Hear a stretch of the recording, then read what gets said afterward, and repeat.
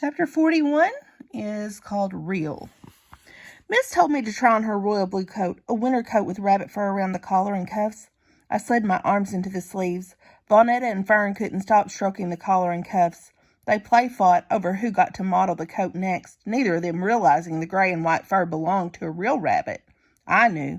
The fur looked too real, unlike Lucy's pink-dyed jacket that once seemed both dreamy and Maud to me, and to Frida. Too grown, Pa said. Dear, she's shooting out of her winter coat, Miss said. She needs a coat for a girl, Pa said. Pictures flashed in my mind of shopping for school clothes with Big Ma. Running into Lucy picking up my first really nice jumper, Lucy telling me to watch Hollywood Palace that night. I missed her, and Frida. We all made up a long time ago, but it was never the same. I had it tailored to fit, Miss said. Turn around, darling. Miss had a way of not hearing Pa that made me want to smile. It was the way Pa used to have with Big Ma. She's a little girl, Pa said. Vonetta scrunched up her face. Little? She needs light blue, purple, pink. Pa was pulling colors out of his head. Those are nice colors for little girls. Popsicle colors, Fern said, and sherbet. My sisters and I laughed at Pa's popsicle colors, but Mrs. didn't. She said, I guess it's settled. After we get home from work tomorrow, we'll pick up the girls and run down to Macy's, then Gert's to shop. They have a wide array of coats for little girls with all of those popsicle colors you'll love. We're bound to find something just right for Delphine and on sale. Miss had done Pa the way I did Vonetta and Fern. Her words, wide array, Macy's, Gert's, shop, and sale, made Pa stutter. Now, hold on, Marva, honey. Let's wait a minute. We can't just burn through money. He said that last part without stuttering. Ma gave Pa soft doe eyes and made Vonetta and Fern giggle. Don't we want our girls to be warm? Oop. For the winter? She asked, but she wasn't really asking a thing. Come on, Louie, sweetie. As if we picked up the signal from Mrs., we all sang, please. Pa looked both fit to be tied and ready to laugh. I knew he missed having Big Ma on his side of things. He shook his head and said, my girls, my girls. In the morning, I stepped into Mrs. Royal Blue Coat. In the morning, I stepped into Mrs. Royal Blue Coat, now mine, and buttoned its big brown buttons. My arms glided down the sleeves that stopped just over my wrists, like a coat sleeve should. I walked out with my sisters into a whole new year, the rabbit fur cuffs, the collar looking smart and snappy. Once I felt that fur protecting me from the cold, I knew I'd never wear my old coat again. I pulled the fur collar up against my face. I never knew anything could feel so nice. The sky was a perfect blue, but everywhere else you looked, snow had covered rooftops, parked cars, and driveways. Even the Arabian night of Herkimer Street was powdery white.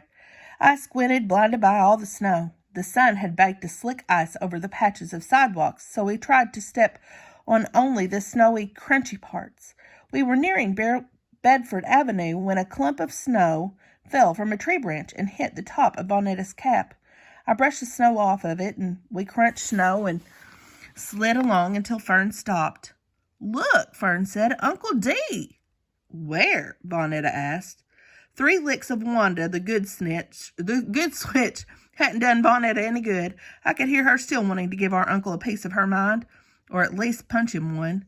Fern pointed her mittened hand toward the red brick castle. The armory. There! Then she pulled down the scarf wrapped around her mouth and hollered, Uncle D, Uncle Darnell! Is that him? Vonetta asked. I cut my hand over my eyes to fight snow blindness. It only took a second. I put my hand down and shook my head no. The man Fern thought was our uncle was a soldier in a green army uniform. From a distance, I could see that he was too big and looked nothing like our uncle. Vonetta rubbed her gloved fist around and around. Just wait till I see him. Just wait. The auditorium roared with kids waiting for the bell to ring. Vonetta and Fern didn't bother with so much as a see you, Delphine, once we got inside. They hurried to the front and middle rows where 2nd and 4th grade classes sat.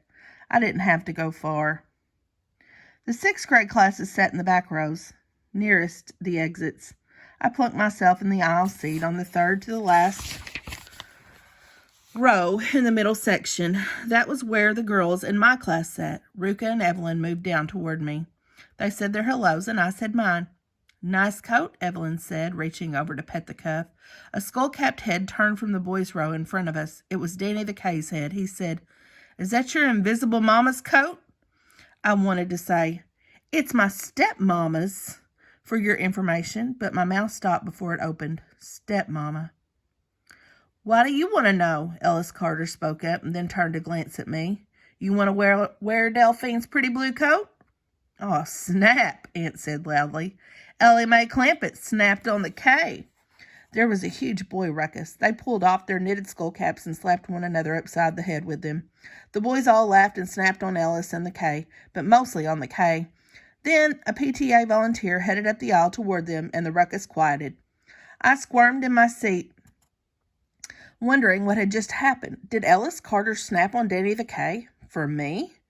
While the boys, mostly Ellis, took shots at Danny the K, Frida rose up from her seat next to Lucy and made a motion to her like, "Be right back." She squeezed past all the girls already seated until she stood in the narrow space between me and Ruka and Evelyn. Ruka and Evelyn moved one seat back to let Frida sit next to me. I thought she was going to start talking, but she didn't say anything. Then she ran her fingers around the cuff. "That feels real," she said. I said, "It is."